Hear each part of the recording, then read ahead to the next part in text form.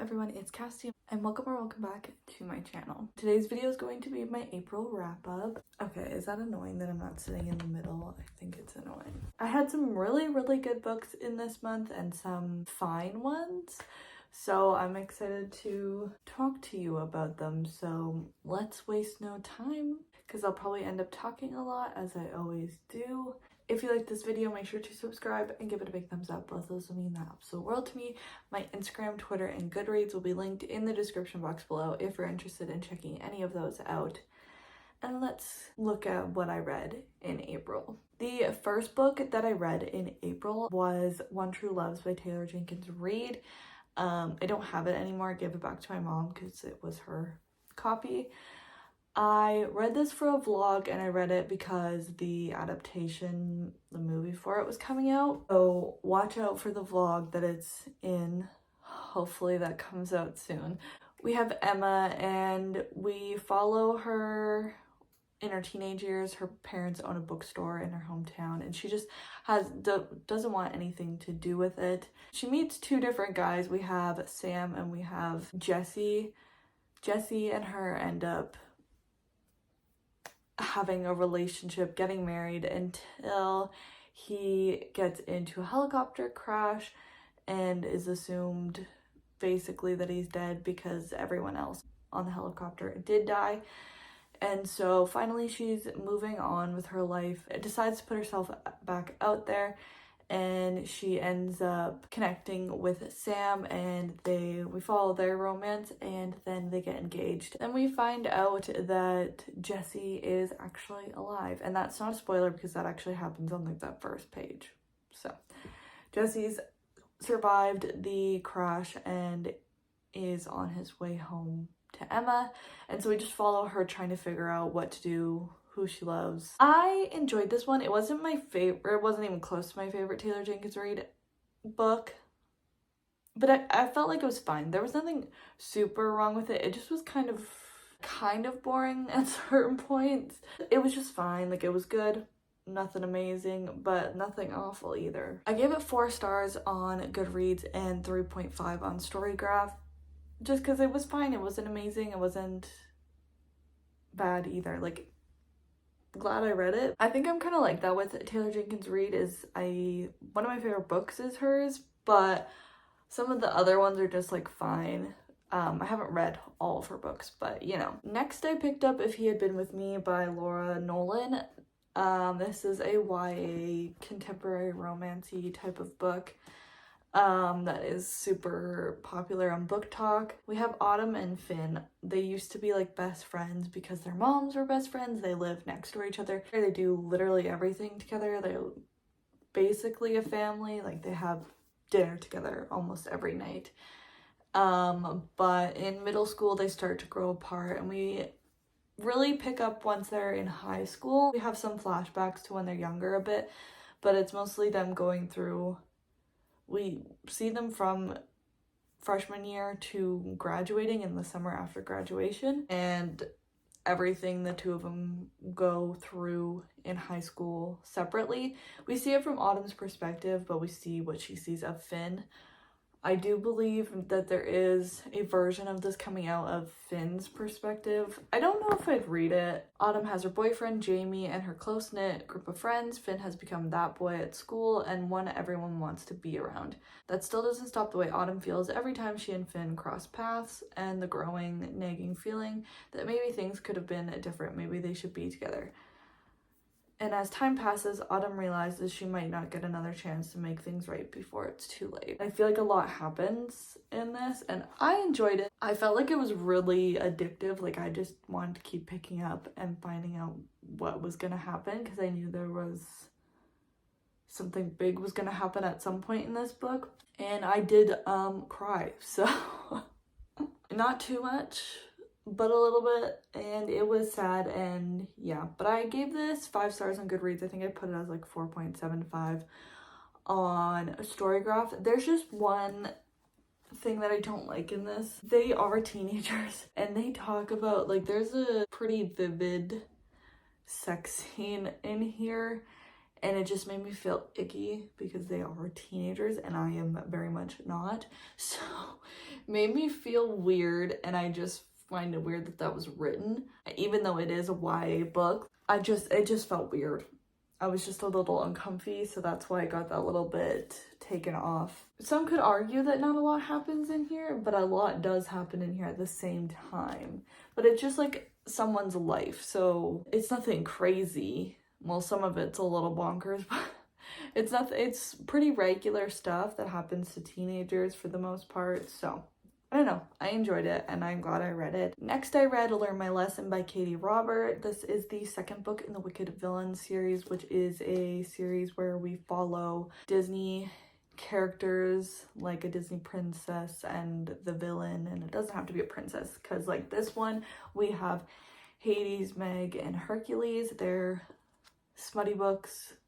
Don't let the Disneyness fool ya. Relationship between Meg and Hades, they've been together for quite a while. She's made a deal with him and his I don't know, remember what it's called. Is the club called the Underworld or something like that? His club, the Underworld, they both work there. It might not be called the Underworld. I might just be making that up. Hercules gets thrown in the mix for a reason I won't spoil. And yeah, they're a throuple. I was just kind of bored in this one. I didn't love it. I definitely enjoyed it a lot less than Desperate Measures, which I did read them. I'm kind of reading them in order. I didn't love, didn't hate it. It's fine. Like, we'll be getting rid of this. Like, I posted this on Poshmark. I'm fine with getting rid of it, and because I will never read it again. It was just, I had a really, really hard time getting through this for some reason. I just could not stay interested in it, but I just wanted to finish it so I could move on to other books and be done with it, and I didn't want to DNF it because I felt like I was just being picky at that moment. But as I look back at it, I don't know. It was fine. It was okay, but forgettable, I guess.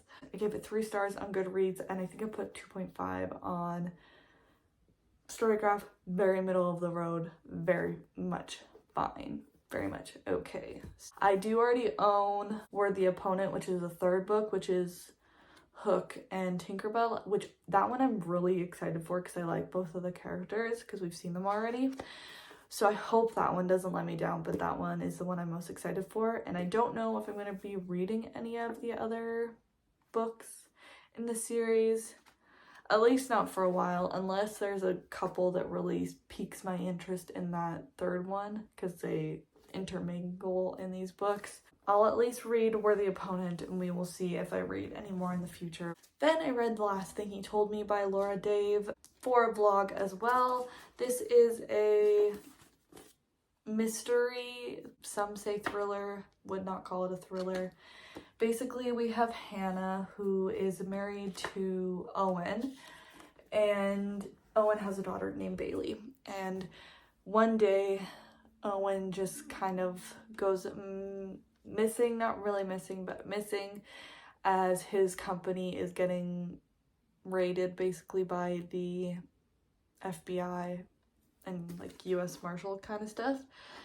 And the last thing that she has heard from him was just the words protect her. She got a note from him saying protect her, meaning his daughter. She doesn't want to believe that he's a part of this scandal that's going on with his job, and so she believes that Bailey holds the truth to what's going on and who he really is. So they kind of go off to, I just realized what the cover was. I'm so sorry. I just got distracted because I just realized what the cover was. Anyway, they head off on like a little bit of an adventure trying to figure out the truth behind Owen. I won't give too many of my thoughts away just for the vlog's sake, but this was also a fine book. Wasn't great, wasn't awful. Like, not that much happens, so that's why I say it's not really a thriller. There's just like one mystery to it, and I mean, I did want to find out what happened, so I guess it was gripping like that, but I don't think the payoff was great, and I just didn't really like the ending. I don't like the choices made at the end, so yeah. But watch that vlog when it comes out, hopefully soon, to see more of my thoughts. The final book and the most successful book of this month was Magnolia Parks by Jessa Hastings. I'm so glad I finally read this. You know, everyone's been loving it on BookTube, and so I had to get to it. This was also in a vlog. This vlog will probably be coming out pretty soon, so you don't have to wait too long for this one. I'm in the middle of reading the other book for the vlog, so anyway, this one we have followed Magnolia Parks and BJ Ballantyne. And they have this very complicated relationship. They've been together since they were 15, and they have had a friend group. I think it's 15. They have a really close friend group. We're very intermingled.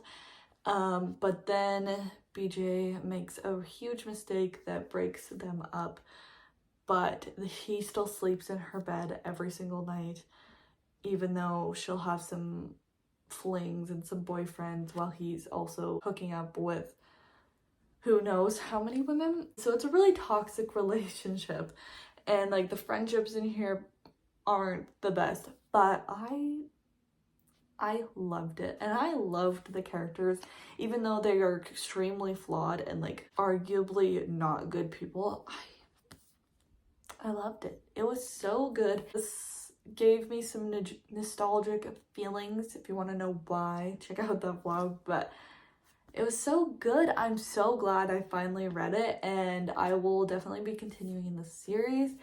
I'm just trying not to spend money right now, so I don't know when I will be picking up the next one. The next one follows Daisy Hates. Magnolia Parks is like rich from her parents, and so she's kind of like a socialite, so everyone wants to know what she's doing and are all up in her business, and I just love it. And there's like parts in here where you get to like read their texts, like literally read their texts like text.